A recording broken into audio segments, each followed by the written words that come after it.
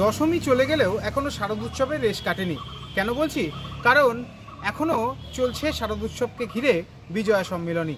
সেরকমই নদিয়ার কৃষ্ণনগর রবীন্দ্র ভবনে এদিন কৃষ্ণনগর লায়ন্স ক্লাবের পক্ষ থেকে বিজয়া সম্মিলনীর অনুষ্ঠানের আয়োজন করা হয় এবং এই অনুষ্ঠানকে ঘিরে রীতিমতো জনজোয়ার বসে।